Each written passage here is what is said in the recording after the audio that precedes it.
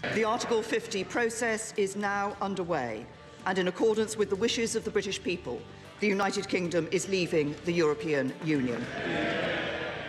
British Prime Minister Theresa May says there's no turning back. The United Kingdom now has 2 years to negotiate its formal exit from the European Union.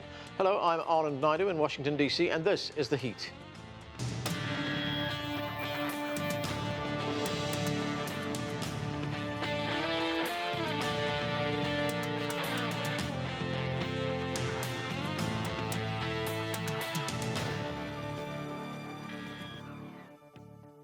In one of the most significant actions taken by a British leader since World War II, Prime Minister Theresa May notified the European Union Wednesday of Britain's intention to leave the bloc.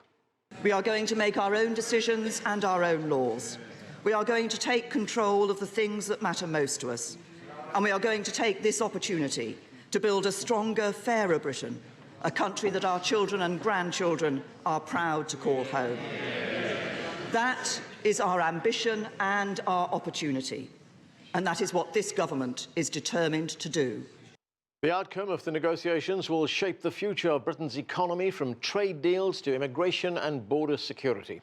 We begin our coverage with CGTN's Richard Bestic in London. And Richard, leaving the EU is expected to be a 2-year process. What's the top priority for Prime Minister May? Well, first and foremost, Anand, Theresa May needs a new trade relationship with the European Union, and that 2-year time frame you spoke of is limited. It's made even more difficult by the fact that the European Union won't even begin to discuss the UK's trade relationship until they've sorted out the divorce, and that's been repeated today again by the French President François Hollande in a phone call to Theresa May. And as with most divorces, there's a relatively large amount of alimony to be agreed before the unhappy pair can go their separate ways. The EU wants some $65 billion, money Brussels says Britain signed up to for a number of differing reasons over 4.5 decades of membership.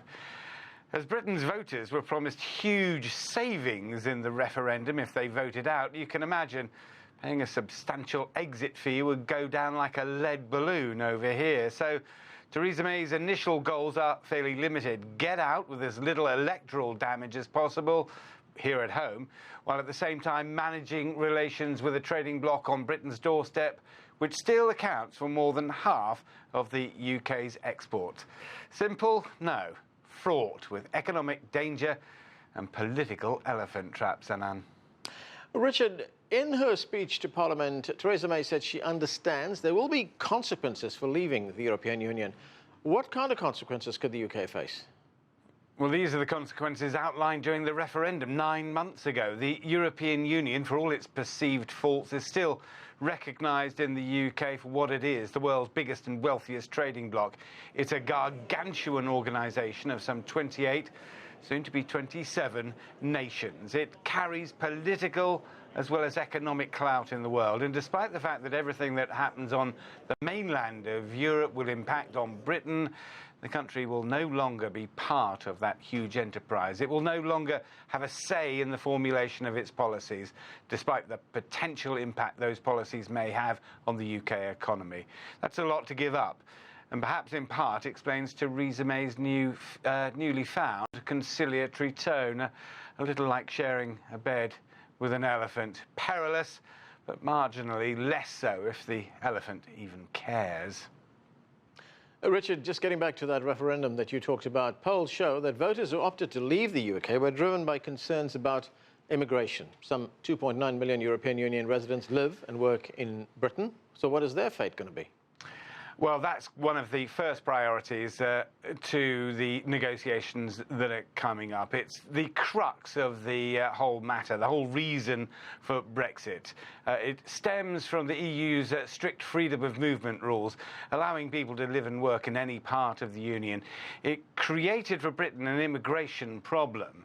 The UK's low unemployment was the attraction, but the country's schools and health services struggle to cope as waves of EU citizens set up home in the UK. The EU told Britain there could be no change to the freedom of movement rule, not even a break from it, and the referendum 9 months ago gave the UK's answer to Brussels.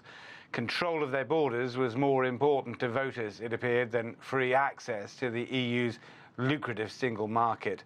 Now, though, they've got to make it work, and with one day gone, we've got our first row as Brussels accuses London of blackmail by wrapping up cooperation on security with the issue of trade.